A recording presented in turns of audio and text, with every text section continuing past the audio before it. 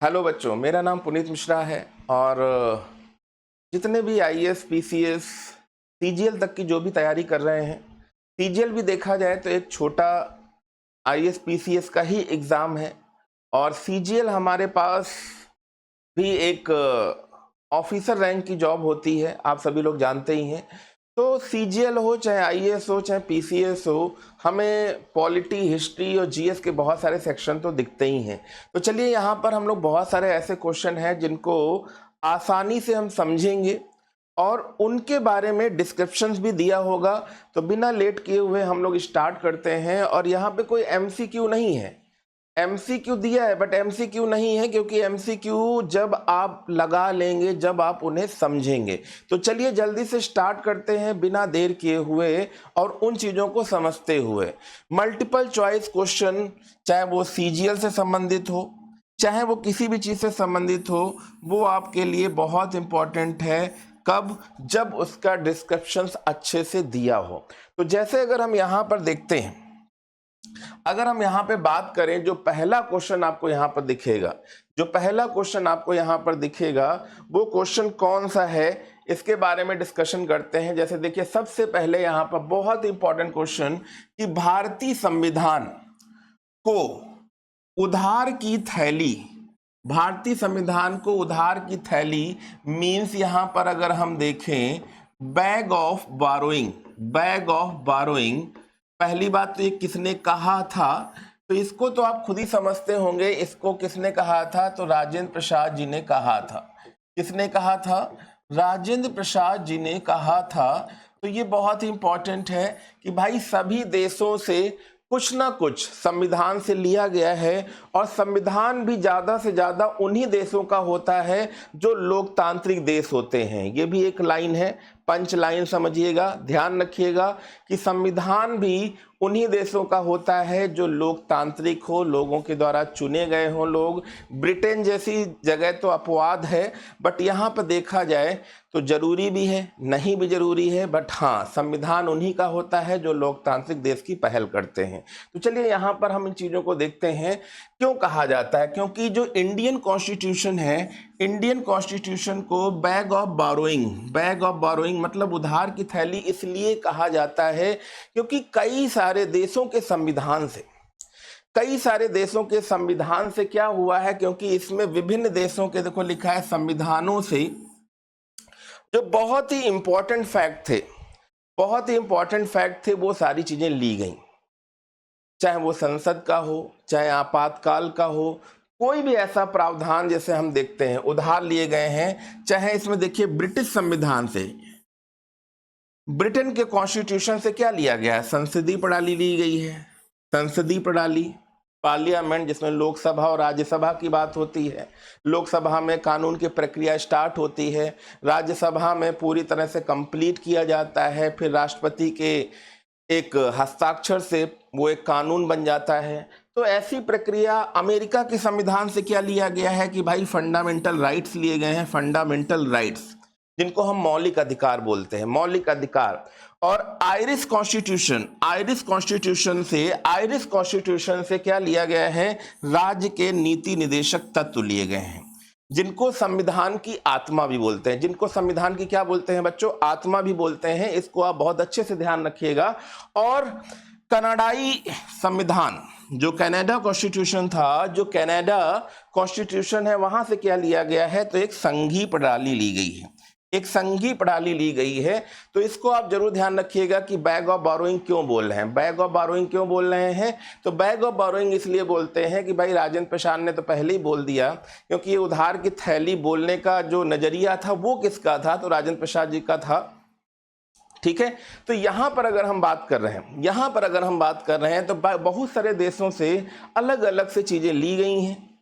और संविधान के लिए जो मोस्ट इंपॉर्टेंट, चाहे वो संसदीय प्रणाली हो, चाहे संघीय प्रणाली हो, चाहे फंडामेंटल राइट हो, चाहे नीति निदेशक तत्व हो, ये सारी चीजें ली गई हैं बाहर के संविधान, बाहर के कॉन्स्टिट्यूशन से, इसीलिए इसे बैग ऑफ बारोइंग बोलते हैं।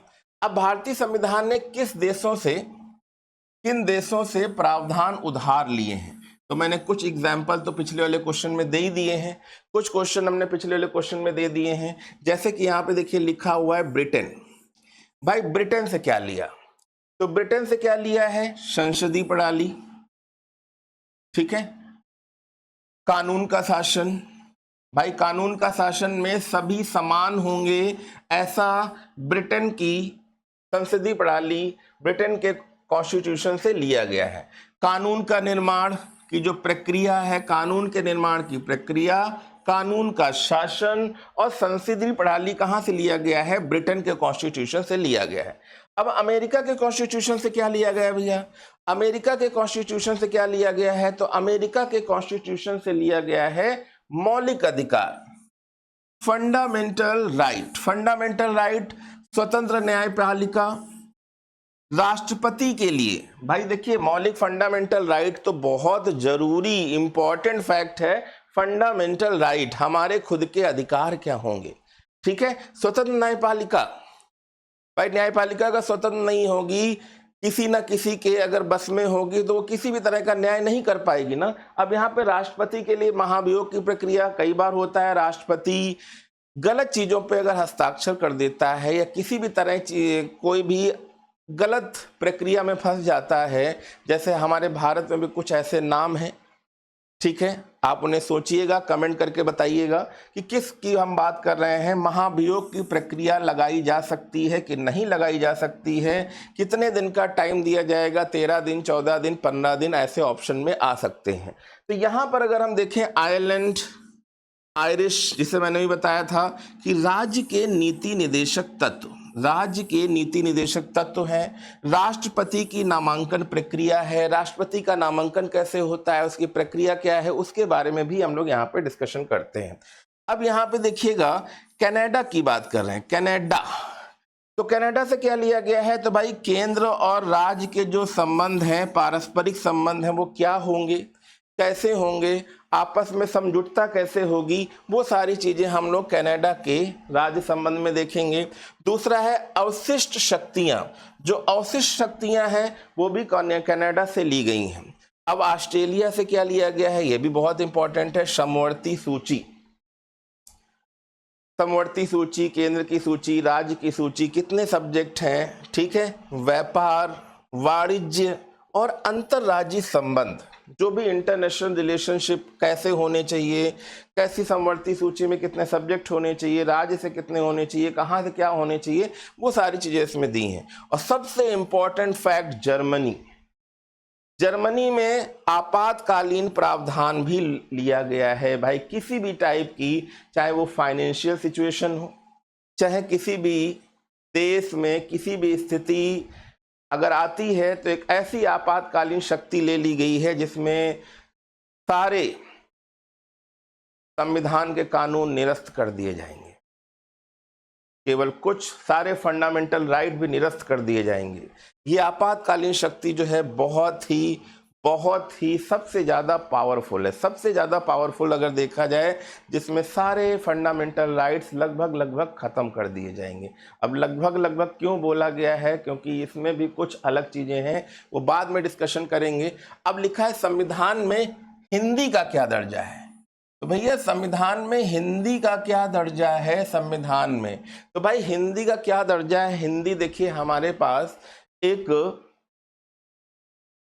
राजभाषा है कि राज्य भाषा है, ये आप लोग कमेंट करके बताइएगा। देखिए यहाँ पे जैसे मैंने लिखा है कि संविधान के आर्टिकल, कॉन्स्टिट्यूशन के आर्टिकल 343 या 343 के अनुसार हिंदी को क्या बोला गया है कि भैया हिंदी को एक संघ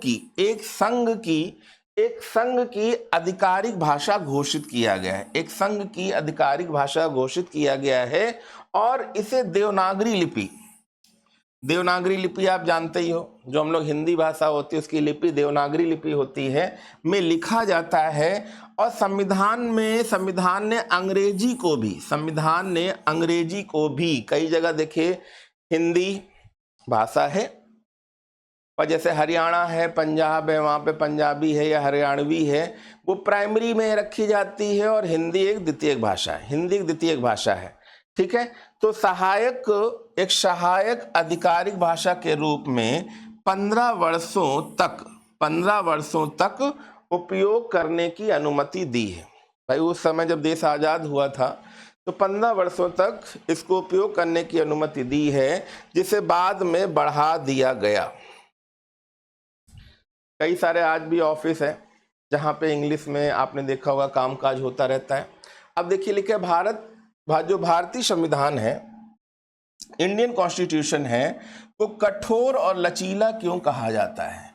मोस्ट इंपॉर्टेंट क्वेश्चन ये आपने देखा होगा, चाहे हम आईएएस की बात करें, चाहे पीसीएस की बात करें, बहुत सारे ऐसे केस स्टडी होते हैं, बहुत सारे ऐसे एसेज होते हैं जिन पे हम लोग देखते हैं कि क्या चीज़ है और वो चीज़ लिखते हैं, लाइन से लिखते हैं, स्टेप बाय लिखते हैं। तो देखिए यहाँ पे इंडियन कॉन्स्टिट्यूशन को अगर हम बात करें, इंडियन कॉन्स्टिट्यूशन की, तो भाई कठोर और लचीला दोनों क्यों कहा जाता है? दोनों क्यों कहा जाता है? क्योंकि देखिए कठोर क्यों कहा जाता है? क्योंकि अगर हम कॉन्स्टिट्यूशन में अमेंडमेंट की प्रक्रिया देखें तो काफ़ी जटिल है। लोकसभा, फिर राज्यसभा, फिर सारी चीज़ें। तो कुछ प्रावधानों के लिए केंद्र और राज्यों दोनों की सहमति आवश्यक है। देखिए मैंने क्या बोला कि लोकसभा, राज्यसभा, केंद्र और राज्यों के सबके बारे में आवश्यक है क्योंकि वो सबकी सहमति बने।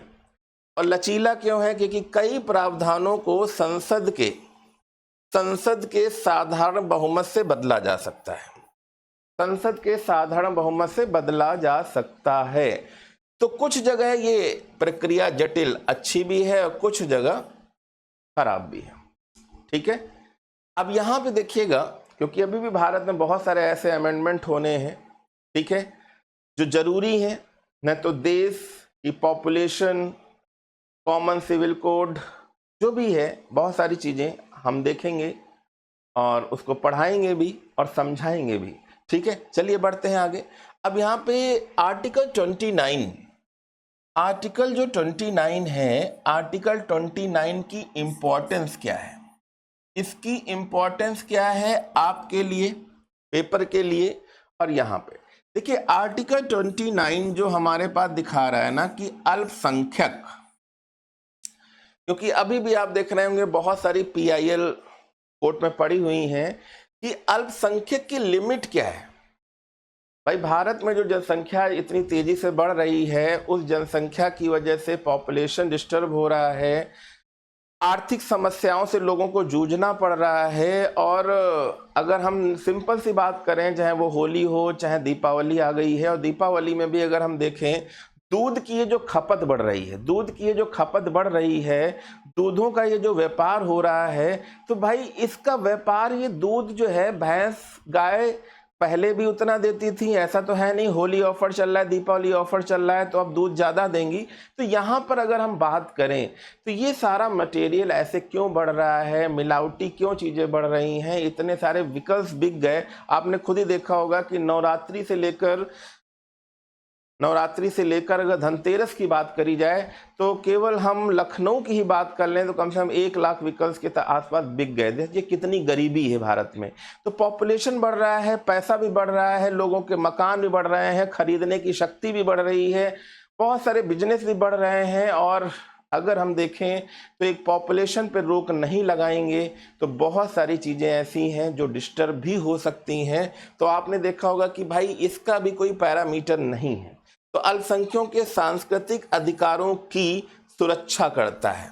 हालांकि यहाँ पे तो नहीं है, बट अल्पसंख्यक की अगर बात करी जाए तो कोई पैरामीटर नहीं है। यह भारत के सभी नागरिकों को उनकी भाषा, लिपि और संस्कृति को संरक्षित करने का अधिकार प्रदान करता है।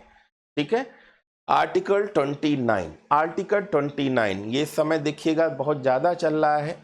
ठीक है, सभी नागरिकों को, देखिए वो किसी भी हो, चाहे वो हिंदू हो, चाहे मुस्लिम हो, चाहे सिख हो, चाहे ईसाई हो, सभी के लिए एक पैरामीटर होना चाहिए और सभी के लिए कानून बराबर होने चाहिए। और अगर हम देखते हैं कि यहाँ पर अगर हम पॉपुलेशन पे जोर दें तो चाहे वो हम दो हमारे दो अलग कॉन्सेप्ट हो, चाहे हम दो हमारे 3 का कॉन्सेप्ट हो, एक फिक्स करना चाहिए कि आज भी देखिए किसी के 1 है, किसी के 1 भी नहीं है, और किसी के 4 हैं, कहीं पे 16 भी हैं। तो ये सारी चीज़ें अगर हम देखेंगे नहीं तो पॉपुलेशन पे जो दबाव पड़ रहा है, डिस्टर्बिंग एलिमेंट चीज़ें हो रही हैं, वो बहुत ज़्यादा बढ़ सकती हैं। और आपने खुद ही देखा होगा, हम लोगों ने बचपन में एक टॉपिक पढ़ा था, जनसंख्या का विस्फोट। और जनसंख्या का विस्फोट होगा तो बहुत सारी समस्याएं होंगी। इसलिए सभी को एक कैटेगरी निश्चित करनी चाहिए कि चाहे वो सिख हो, चाहे जैन हो, चाहे वो किसी भी संप्रदाय के लोग हों, एक अल्पसंख्यक कैटेगरी निश्चित करनी चाहिए और एक पॉपुलेशन का पैरामीटर भी निश्चित होना चाहिए। अब यहाँ पे देखिएगा, भारतीय संविधान का सबसे लंबा अनुच्छेद, वेरी वेरी इंपॉर्टेंट क्वेश्चन है, वेरी वेरी इंपॉर्टेंट क्वेश्चन है। अगर हम इस चीज की बात करें, वेरी वेरी इंपॉर्टेंट क्वेश्चन, सबसे लंबा अनुच्छेद कौन सा है? तो भाई संविधान का जो सबसे लंबा अनुच्छेद या आर्टिकल बोलते हो आप, कॉन्स्टिट्यूशन का सबसे लॉन्ग आर्टिकल जो है वो है 243, 243 243, जो पंचायतों और नगर पालिकाओं से, जो पंचायतों और नगर पालिकाओं से संबंधित है, जो पंचायतों और नगर पालिकाओं से संबंधित है, यह इंडियन कॉन्स्टिट्यूशन का सबसे लॉन्ग प्रोसीजर वाला आर्टिकल है। इसको ध्यान रखिएगा, 243 आर्टिकल इंडियन कॉन्स्टिट्यूशन का सबसे लंबा अनुच्छेद।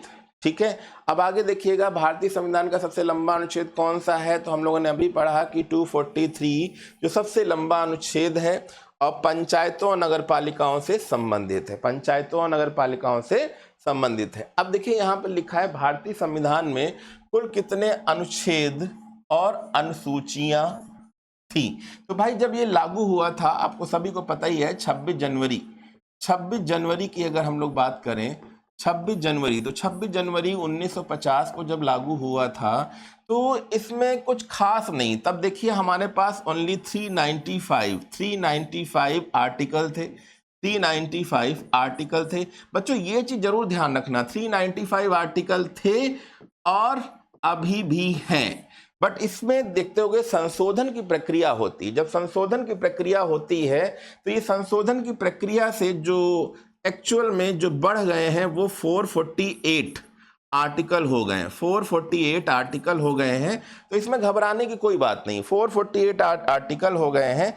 बस इसमें ही बच्चे घबरा जाते हैं कि सर हैं कितने। तो देखिए इतना ध्यान रखिएगा, 395 आर्टिकल थे और यही एक एक्चुअल आर्टिकल है। ये जो 448 का एक पैरामीटर दिख जाता है, इससे आप घबरा जाते हो, ये टोटल हमारे पास अमेंडमेंट मिला के होते हैं। और जो पहले 8 शेड्यूल थे वो टोटल अब 12 शेड्यूल हो गए हैं, वो 12 शेड्यूल हैं। देखिए वर्तमान में लिखा है कि भाई संशोधन के बाद इसमें कई जगह 470 लिखा हुआ है, जो कई बार नेट पे दिखाता है, कई बार अपवाद भी है। वैसे तो ये हमने अभी एक नई संख्या दे दी है, 448 अनुच्छेद और 12 अनुसूचियां हैं, 12 अनुसूचियां हैं, इनको आप ध्यान रखेंगे। ठीक है, चलिए आगे बढ़ते हैं। संविधान सभा का गठन कब हुआ? तो भैया देखिए ये सभा की बात कर रहा है, संविधान सभा जो कॉन्स्टिट्यूशन असेंबली है, कॉन्स्टिट्यूशन असेंबली है, उसका गठन कब हुआ? तो भैया देखिए संविधान सभा का गठन, ठीक है, दिसंबर, कौन सा दिसंबर? 13 दिसंबर, 14 दिसंबर, कब की बात हो रही है? तो दिसंबर 1946 में हुआ, दिसंबर 1946 में हुआ। और 26 नवंबर, लगभग एक साल से पहले ही, 26 नवंबर 1949 मतलब 1949 को संविधान को इसी संविधान सभा ने अपनाया भी। ठीक है, तो देखिए संविधान सभा कॉन्स्टिट्यूशन असेंबली की बात हो रही है, एक साल नहीं, 1946 की बात हो रही है। 1946 को पहली बार 13 दिसंबर को एक सभा का गठन हुआ। ठीक है, और 26 नवंबर 1949 मतलब 46, 47, 48, 49 मतलब 3 साल का एक समय देख रहे हैं, 3 साल का, क्योंकि इसके अंडर ही हुआ है तो 3 साल के अंदर ही प्रोसीजर अपना लिया गया। ठीक है, वैसे तो आप खुद ही समझते हो किसकी हम बात कर रहे हैं। अब यहाँ पे देखिए लिखा है भारतीय संविधान कब लागू हुआ। हालांकि मैंने अभी पहले ही बताया था कि भाई 26 नवंबर 1949 को संविधान सभा ने अपना लिया, कॉन्स्टिट्यूशन डे भी बोला गया, बहुत सारी चीज़ें बोली गई और कुछ आर्टिकल फंडामेंटल राइट्स भी लागू करने पड़ गए, क्योंकि इतनी सारी पॉपुलेशन में अगर ये चीज़ें लागू नहीं होती तो कैसे चलाया जाता। बट इसको अगर हम देखें, फाइनली किसी एक रीज़न की वजह से, किसी रीजन की वजह से 26 जनवरी 1950, क्योंकि मोतीलाल नेहरू हो चाहे जवाहरलाल नेहरू हो, जो एक स्वाधीनता दिवस की बात करी गई थी 1929 और 1930 के समय, तो एक 26 जनवरी की जो डेट दी गई थी, जिसकी वजह से 26 जनवरी 1950 को लागू हुआ। इसी दिन को हम लोग रिपब्लिक डे या गणतंत्र दिवस के रूप में मनाते हैं। रिपब्लिक डे और गणतंत्र दिवस के रूप में भी मनाते हैं, ये ध्यान रखिएगा बच्चों। सारे प्यारे बच्चों, 26 जनवरी 1950 को गणतंत्र दिवस, मैं बार बार इसलिए रिपीट कर रहा हूँ क्योंकि बहुत सारे न्यूज़ चैनल में देखे हैं कि कुछ बच्चे गणतंत्र दिवस नहीं जानते हैं और कुछ आप जानते हो 15 अगस्त को नहीं जानते हैं, तो उनको इंग्लिश में क्या बोलेंगे, स्वतंत्रता दिवस को हिंदी में क्या बोलेंगे, इसको रिपब्लिक डे बोलेंगे कि उसको क्या बोलेंगे, ठीक है ना। तो यहाँ पे बहुत सारी चीज़ें हैं। अब संविधान की प्रस्तावना जिसको हम उद्देशिका भी बोलते हैं, जिसको हम क्या बोलते हैं, उद्देशिका भी बोलते हैं, जिसको हम उद्देशिका भी बोलते हैं, प्रियम्बल भी बोलते हैं, हिस्सा क्यों माना जाता है। तो देखिए 1960 में एक केस हुआ था, 1960 में एक केस हुआ था। इस केस का नाम था केशवानंद भारती, केशवानंद भारती बनाम केरल राज। केशवानंद भारती बनाम केरल राज्य में सुप्रीम कोर्ट ने कहा, केशवानंद भारती, एक विवाद हुआ, केस हुआ, केस, ठीक, जिसमें सुप्रीम कोर्ट ने कहा कि संविधान की प्रस्तावना, मतलब संविधान की जो प्रस्तावना है या उद्देशिका है या प्रियम्बल है, ठीक है, संविधान का अभिन्न हिस्सा है। यहां से पहले हिस्सा नहीं माना जाता था, अब एक अभिन्न हिस्सा है क्योंकि यह संविधान की मूल आत्मा और उद्देश्यों को व्यक्त करती है। भाई संविधान के अंदर क्या बनाया जाएगा, अगर हम कोई ऐसे लिखते हैं, निबंध लिखते हैं, तो भाई उसके पहले हम उसकी प्रस्तावना देते हैं नहीं कि भाई होली के बारे में लिख रहे हैं, दीपावली के बारे में लिख रहे हैं, तो भाई इसमें होगा क्या, अगर इसमें होगा क्या, कौन सी चीज़ें हैं, तो उसके लिए कुछ ना कुछ तो हमें लिखना पड़ेगा ना, वो प्रस्तावना में लिखते हैं। फाइनली निष्कर्ष हम लोग बाद में उपसंहार में निकालते थे, शायद आपको पता होगा। तो ये सारी चीज़ें मूल आत्मा और उद्देश्यों को व्यक्त करती है। अब लिखा है संविधान में आपातकालीन प्रावधान, संविधान में आपातकालीन प्रावधान किससे प्रेरित है। तो संविधान में जो आपातकालीन प्रावधान है वो किससे प्रेरित है, इसके बारे में थोड़ा ध्यान दीजिएगा कि भाई भारतीय संविधान में आपातकालीन प्रावधान मैंने अभी थोड़ी देर पहले बताया था, जर्मनी से लिया गया है। जर्मन संविधान, बैग ऑफ बोरोइंग इसीलिए बोला ही जाता है। और इसमें राष्ट्रीय आपातकाल, इसमें राष्ट्रीय आपातकाल, राज्य आपातकाल और वित्तीय आपातकाल, ये तो बहुत कम देखने को अभी शायद नहीं मिला है। और ये तो आप लोगों ने खूब देखा होगा, चाहे इंदिरा गांधी के समय की बात कर रहे हो चाहे किसी समय की बात कर रहे हो। और तो जर्मन से जो प्रेरित है, इसमें 3 टाइप के आपातकाल होते हैं, राष्ट्रीय आपातकाल, राज्य के आपातकाल और वित्तीय आपातकाल।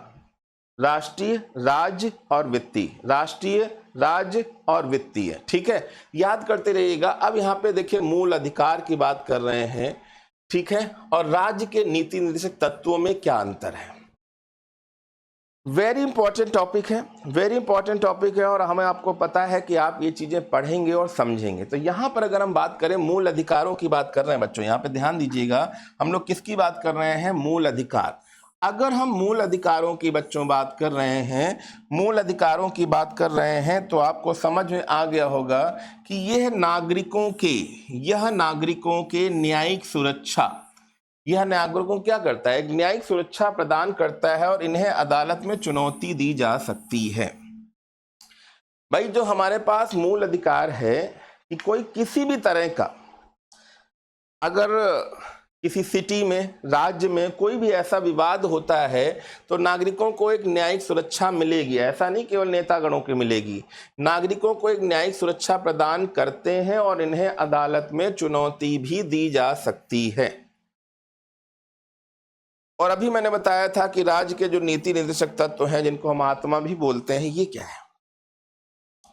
तो ये राज्य को दिशा निर्देश, जितने भी 28 स्टेट हैं, 8 यूटी हैं, राज्य को दिशा निर्देश प्रदान करते हैं और इन्हें न्यायालय में लागू नहीं किया जा सकता, और इन्हें न्यायालय में लागू नहीं किया जा सकता। राज्य को दिशा निर्देश तो दे रहे हैं, डायरेक्शन तो दे रहे हैं, बट इन्हें न्यायालय में लागू नहीं किया जा सकता।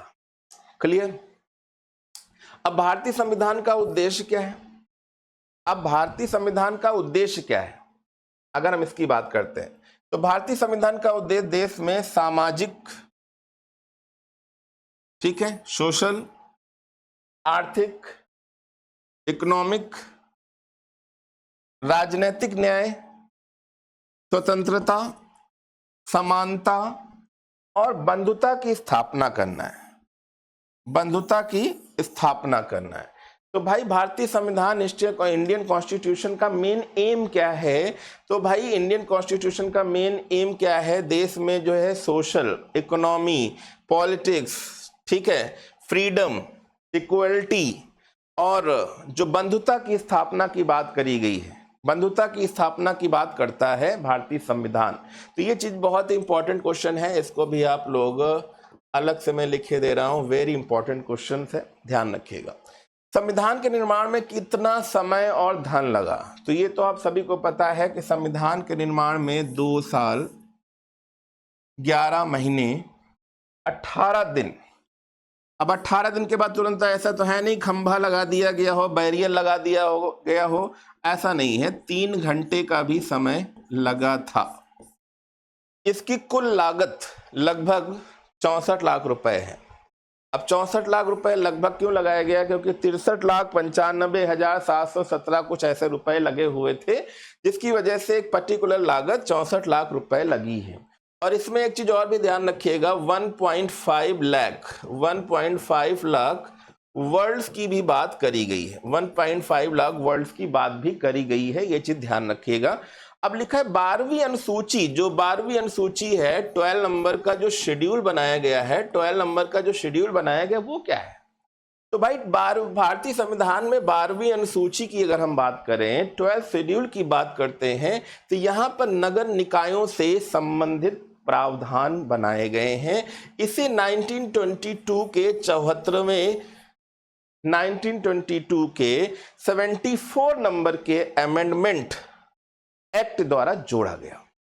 इसमें नगर पालिकाओं, जो नगर पालिका आपके कॉलोनियों मोहल्लों में होती है ना, नगर पालिका का नाम तो आप सभी लोगों ने सुना होगा, जहां पे मेयर, सभासद ऐसे चुने जाते हैं, तो की शक्तियों, अधिकार और जिम्मेदारियां शामिल हैं। इस अधिनियम ने भारत में नगर पालिकाओं को संवैधानिक दर्जा दिया। नगर पालिका आप में से कोई नहीं है जो जानता ना हो, तो इसलिए ध्यान रखिएगा, सारे बच्चे ध्यान रखिएगा फटाफट।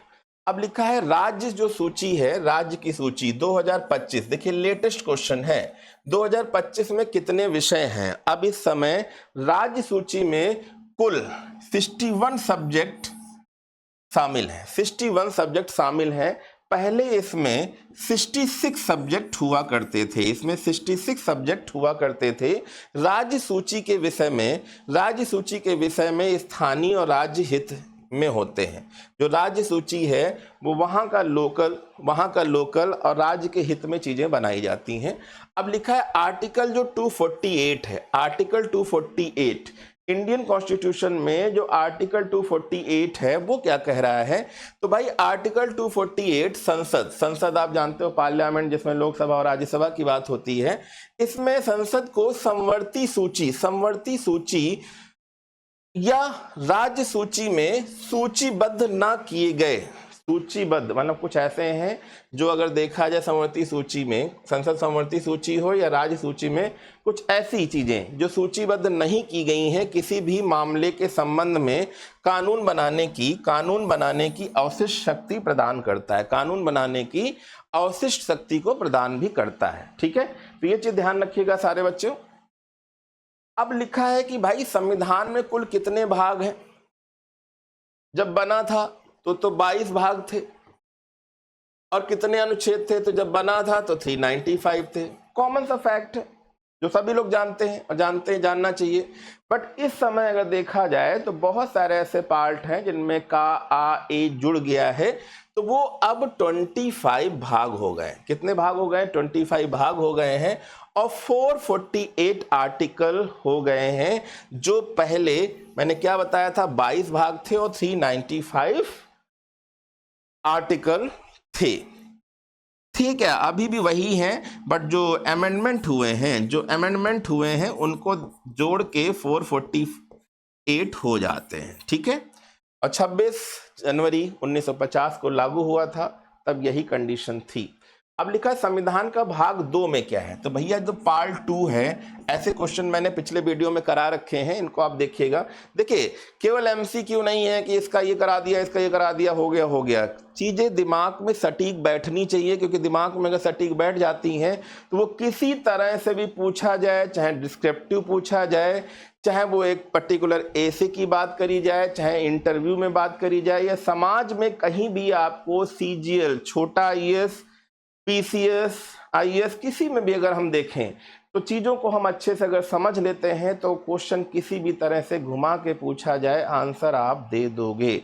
चक्रव्यूह चाहे जितना कठिन हो, अगर हमें घुसने का प्रोसेस पता है, अच्छे से पता है, एमसीक्यू और पीवाईक्यू से नहीं, एमसीक्यू एक डिस्क्रिप्शन से पता है, तो हम किसी भी तरह से कठिन क्वेश्चन का आंसर दे सकते हैं।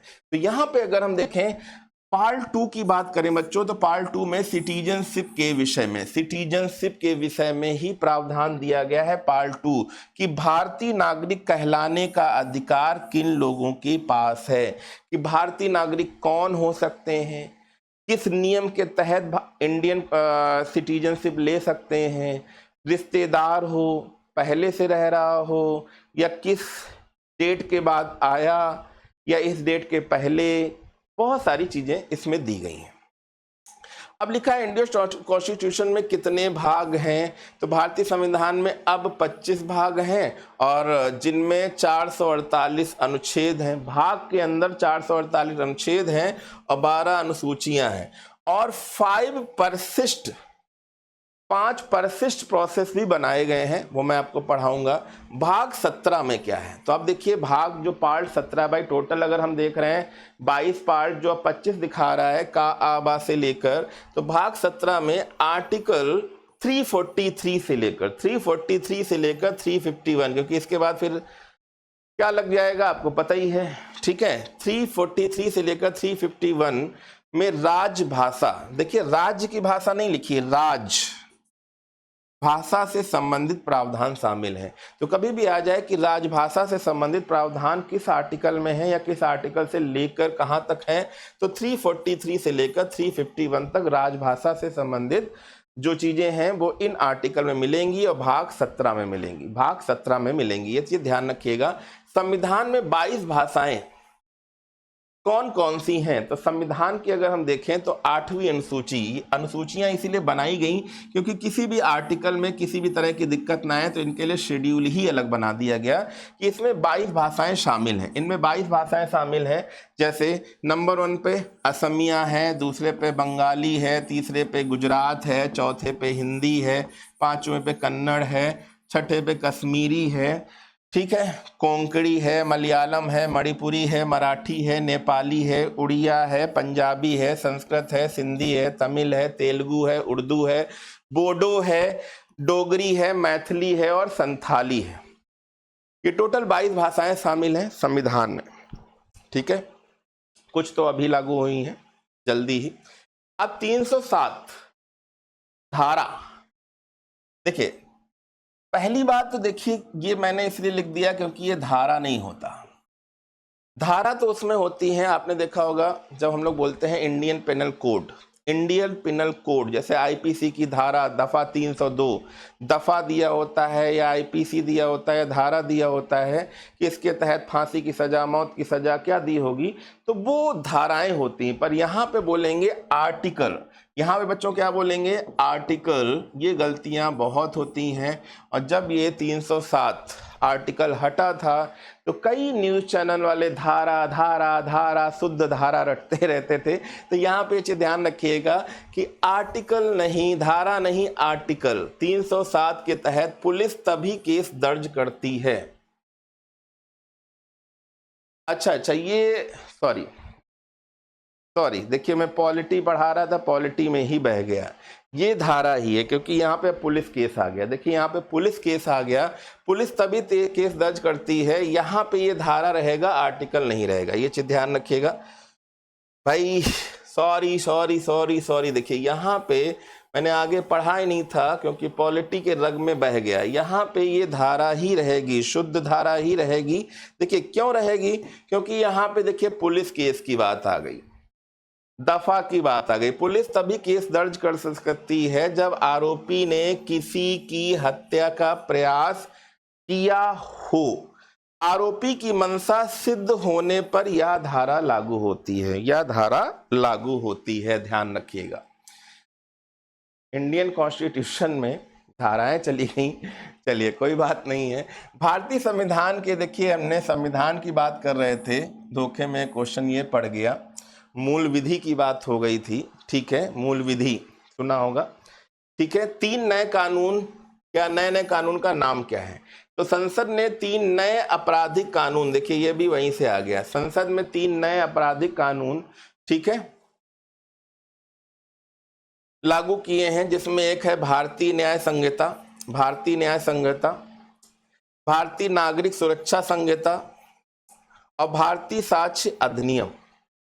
भारतीय न्याय संहिता, भारतीय नागरिक सुरक्षा संहिता और भारतीय साक्ष्य अधिनियम, ध्यान रखिएगा।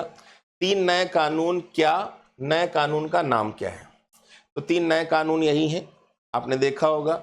अभी मैंने बताया था भारतीय न्याय संहिता, ठीक है, तो भारतीय न्याय संहिता 2023, भारतीय साक्ष्य अधिनियम 2023, भारतीय नागरिक सुरक्षा 2023, ये चीज ध्यान रखिएगा, ठीक है। अब आगे बढ़ते हैं नेक्स्ट क्वेश्चन की तरफ कि 1992 में जो ये 8वां शेड्यूल है, 8वां शेड्यूल है, इसमें कौन सी भाषा जोड़ी गई?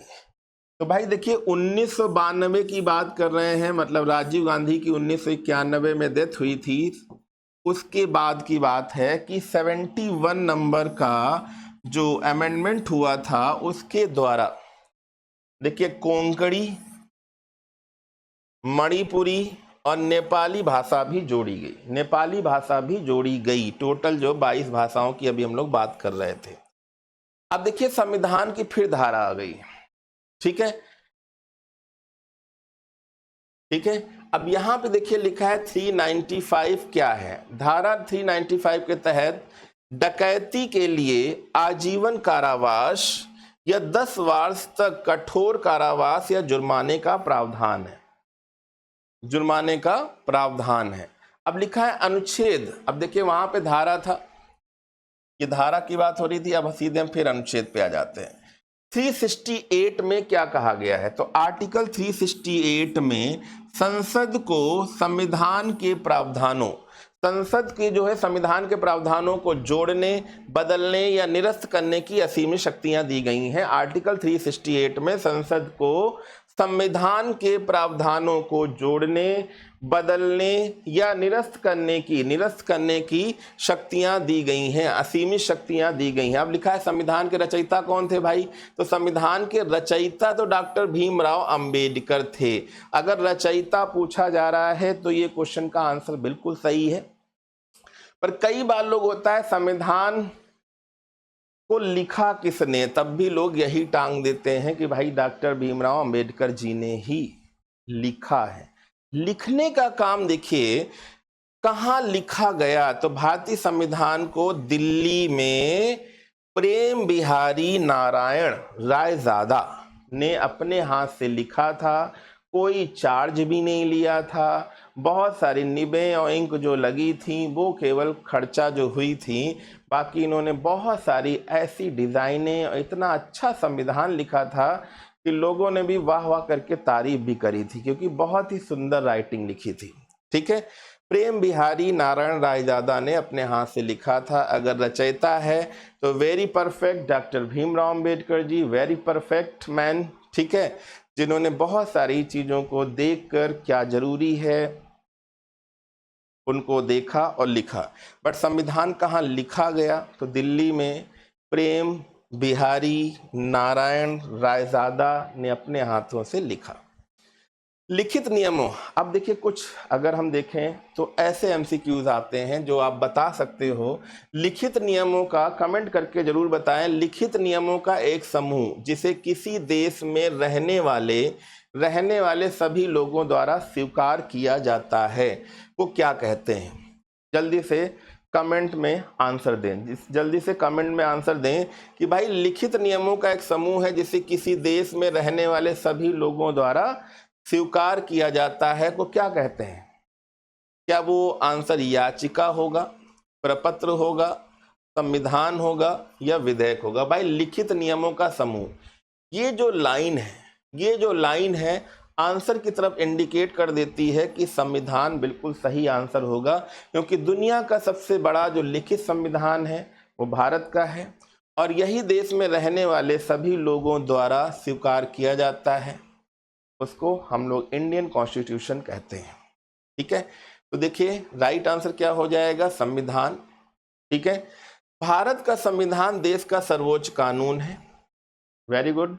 भारतीय संविधान की मुख्य विशेषताएं क्या है? क्योंकि सबसे लंबा लिखित संविधान है, विभिन्न स्रोतों से लिया गया है, एकल नागरिकता है, सिंगल सिटीजनशिप है, एकीकृत न्यायिक प्रणाली है, स्वतंत्र न्यायपालिका है, लचीला और कठोर दोनों ही है। इतना सही सटीक वर्णन दिया है। अब लिखा है भारत का संविधान सरकार की किस प्रणाली के साथ एक संप्रभु समाजवादी धर्मनिरपेक्ष और लोकतांत्रिक गणराज्य की बात करता है?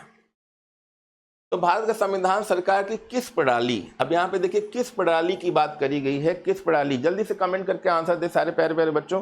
किस प्रणाली की अगर हम लोग बात करते हैं, किस प्रणाली की, तो यहाँ पे किस, एकात्मक, संसदीय, राजतंत्रीय या राष्ट्रपति? तो यहाँ ना एकात्मक की बात करी जा रही, ना राष्ट्रपति ना राजतंत्रीय। तो राइट आंसर यहाँ पर क्या हो जाएगा? संसदीय प्रणाली के तहत ही तो भाई एक संप्रभु समाजवादी और निरपेक्ष की बात करी जा रही है ना, तो राइट आंसर क्या हो जाएगा? संसदीय।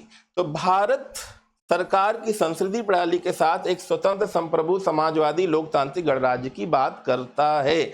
अब यहाँ पे देखिए संसदीय प्रणाली सरकार का एक रूप है जहां कार्यकारी विधायिका को बहुमत समर्थन के साथ शक्ति प्रदान की गई है या शक्ति धारण करते हैं। ठीक है, अब देखिएगा यहाँ पे बहुत ही बढ़िया question, very very important question है और मुझे लगता है आप लोग इसका आंसर कमेंट बॉक्स में जरूर देंगे। तो फटाफट देखिए, भारत के गणतंत्र दिवस समारोह, भारत के गणतंत्र दिवस समारोह के समापन को, भारत के गणतंत्र दिवस समारोह के समापन को चिन्हित करने वाला समारोह क्या कहलाता है? चिन्हित करने वाला समारोह क्या कहलाता है? तो भाई देखिए गणतंत्र दिवस कब होता है? देखिए हम लोग बात कर रहे हैं 26 जनवरी। किसकी बात कर रहे हैं बेटा? 26 जनवरी की बात करते हैं। तो 26 जनवरी को भाई स्टार्ट हुआ, सारा समारोह स्टार्ट हुआ, बट ये दिया है कि भाई चिन्हित समापन। देखिए यहाँ पे समापन, ऐसा तो है नहीं 26 जनवरी को स्टार्ट हुआ 26 जनवरी समापन हो गया, तो वाला समारोह क्या कहलाता है? ठीक है, तो राइट आंसर होगा बीटिंग रिट्रीट समारोह। बीटिंग रिट्रीट समारोह कि भाई जब समापन होगा तो कैसे समापन होगा? देखिए आंसर देखें, बीटिंग रिट्रीट समारोह क्या होता है, आयोजन कब हो रहा है? तो यह समारोह हर साल 29 जनवरी को, कब? 29 जनवरी की हम लोग बात कर रहे हैं, 29 जनवरी की बात कर रहे हैं बच्चों, 29 जनवरी। बीटिंग, ध्यान दीजिएगा, और ये कहां पे? 29 जनवरी को विजय चौक, कहां पे? विजय चौक पर आयोजित हुआ है। कहां पे आयोजित होता है? विजय चौक, विजय चौक पर आयोजित होता है। और मुख्य अतिथि कौन होता है? तो भारत का जो भी राष्ट्रपति है, जैसे इस समय हमारे पास जो भारत के राष्ट्रपति है वो कौन है? द्रौपदी मुर्मू जी है, द्रौपदी मुर्मू जी हैं।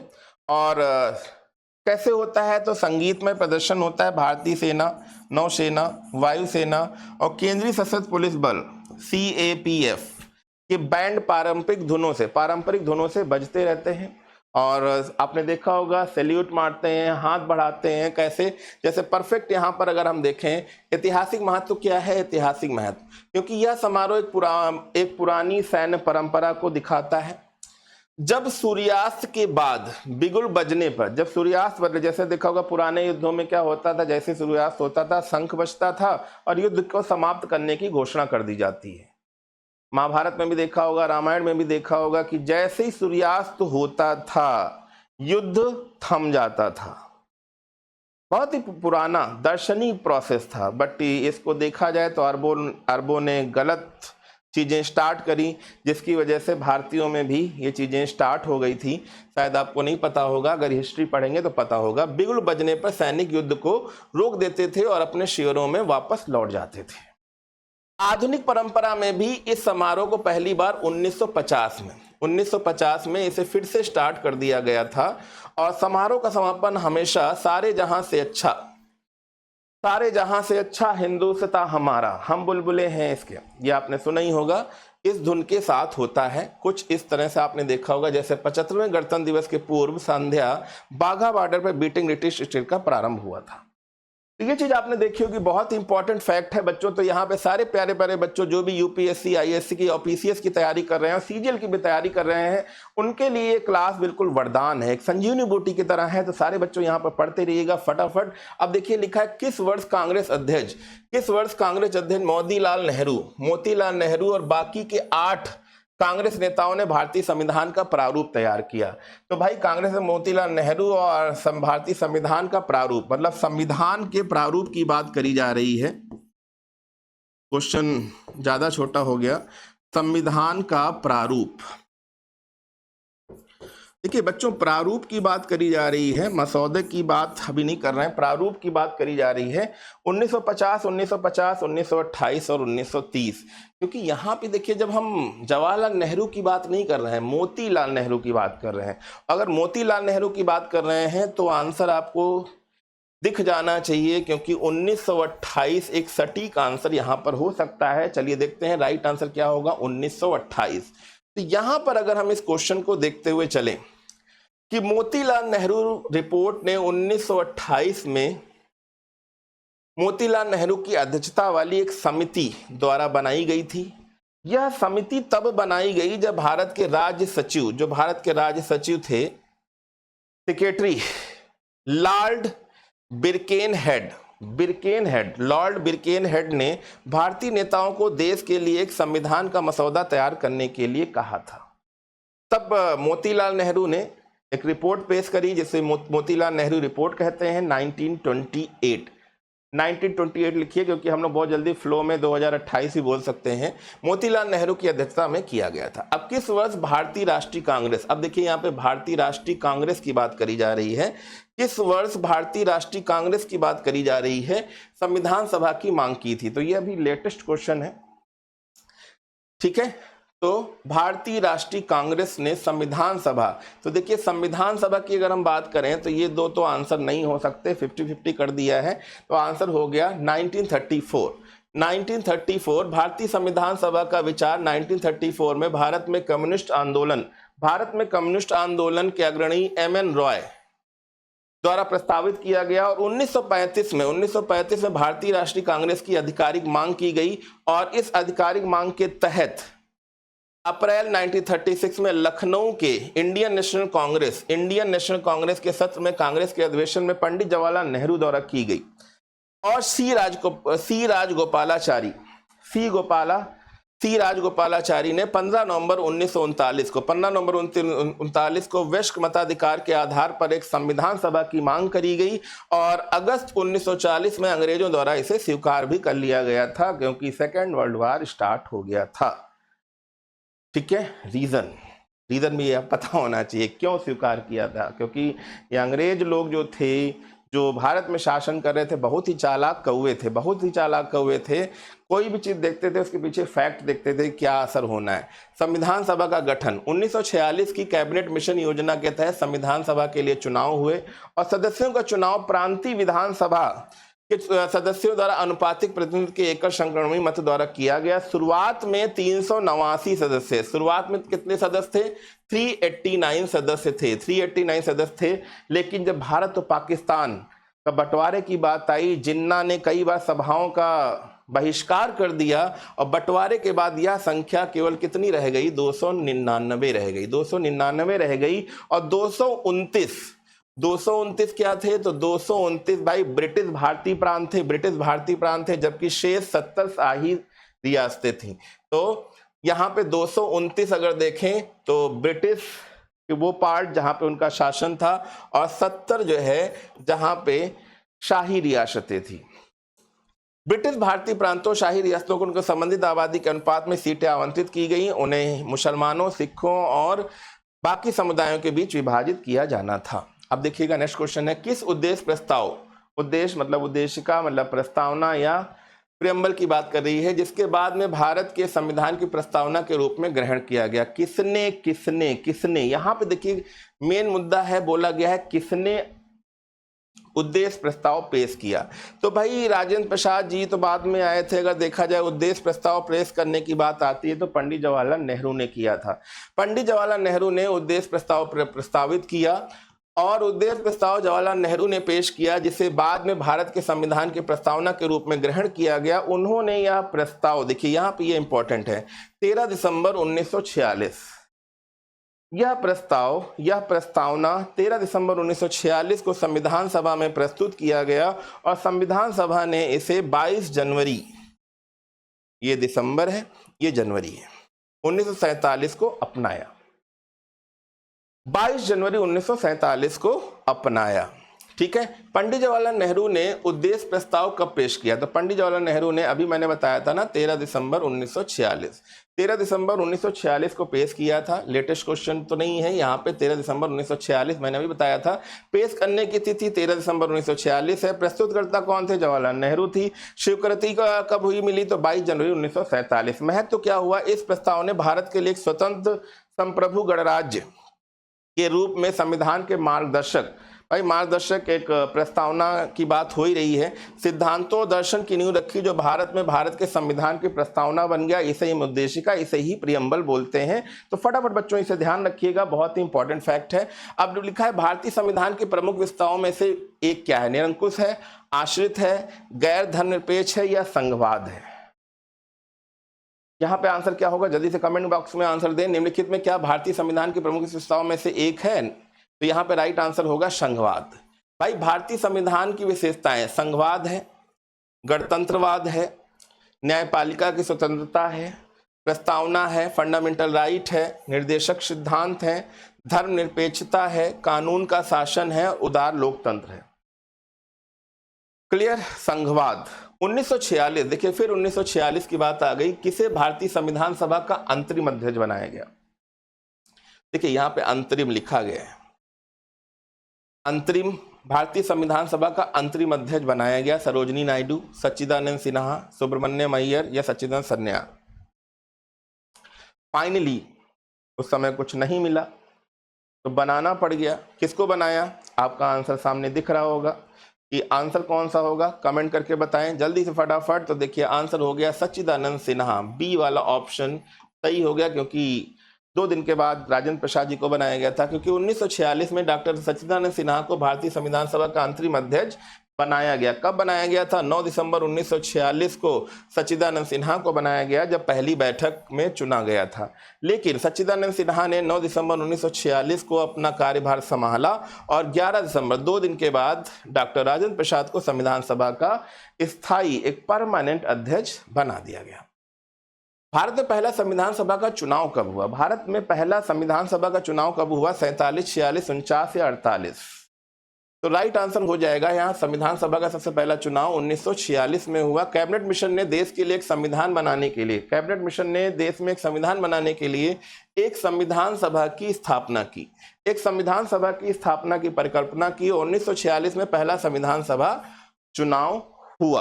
अब देखिए संविधान सभा के सदस्य प्रांतीय विधान सभाओं द्वारा चुने जाते थे। डॉक्टर राजेंद्र प्रसाद एक परमानेंट अध्यक्ष भी बन गए, और भारतीय संविधान का विकास क्या हुआ? भारत का पहला संविधान भारत के लोगों द्वारा खुद को बनाया और दिया गया 26 नवंबर 1949 को संविधान सभा द्वारा अपनाया गया। 26 जनवरी 1950 को पूर्ण रूप से इसे लागू कर दिया गया।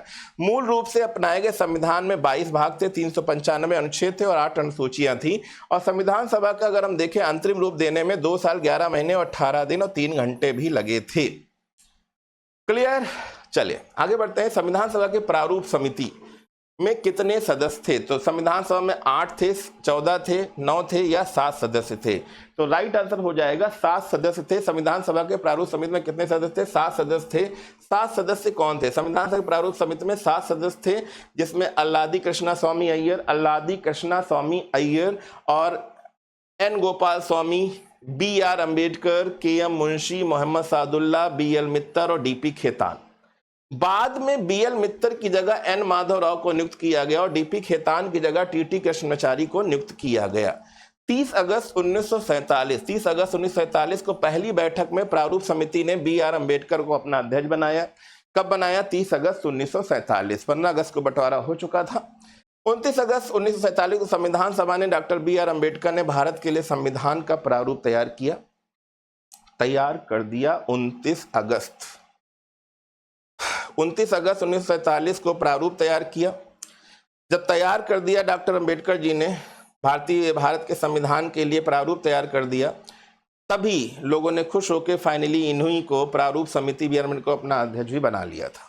ठीक है। संविधान के प्रारूप पर विचार करते हुए विधानसभा ने कुल 7,635 संशोधनों में से 2,473 संशोधनों को पेश किया और उस पर चर्चा और उसका निपटारा किया गया। मतलब उस समय भी काफी बहस होती थी, पक्ष और विपक्ष की टाइप की तरह से। भारत का संविधान 26 नवंबर 1949 को अपनाया गया और मानवीय सदस्यों ने 24 जनवरी 1950 को इसमें अपने हस्ताक्षर भी कर दिए। कौन सी भारतीय संविधान के प्रारूप के लिए जिम्मेदार संविधान सभा का हिस्सा नहीं है? तो भाई कौन से भारतीय संविधान के प्रारूप के लिए जिम्मेदार संविधान सभा का हिस्सा नहीं है? तो आप खुद ही समझ सकते हैं कौन होगा। तो यहाँ पे राइट आंसर हो जाएगा महात्मा गांधी, क्योंकि उसमें शामिल ही नहीं थे। ठीक है। तो यहाँ पे देखिए अल्लादी कृष्णा स्वामी, Gopal Swami, BR Ambedkar, KM Munshi, Mohammad Sadulla, BPL मित्र और DP खेतान, ये सारे लोग शामिल थे ही। ये सारे लोग शामिल थे।